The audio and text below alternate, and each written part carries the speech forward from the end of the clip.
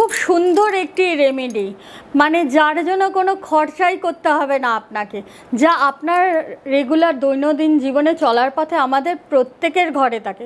অথচ এই চন্দ্র, আজকে যা নিয়ে কথা বলছি সেটি হচ্ছে চন্দ্রগ্রহ। এই চন্দ্রগ্রহের অশুভ প্রভাব থাকলে আমাদের মন মানসিকতার ওপরে কিন্তু নেগেটিভ প্রভাব পড়ে, কোনো কিছুতেই ভালো লাগে না, এনার্জি লাগে না, বা ঘরে কিন্তু কোনো কিছুর বারকাত যেটাকে আমরা বলি, মানে উন্নতি হয় না। তাহলে কি করতে হবে?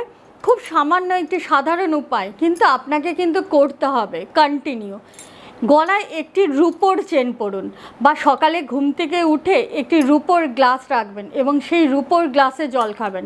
তবে অতি অবশ্যই বন্ধুরা মনে রাখবেন, এই কাজটি কিন্তু শুধু একদিন বা কয়েকদিন করলে হবে না, এটি কিন্তু টানা আপনাকে দীর্ঘদিন 3 থেকে 6 মাস কন্টিনিউ করতে হবে। তবে কিন্তু ধীরে ধীরে দেখবেন যে চন্দ্রের অশুভ প্রভাব থেকে আপনি মুক্তি পেয়েছেন।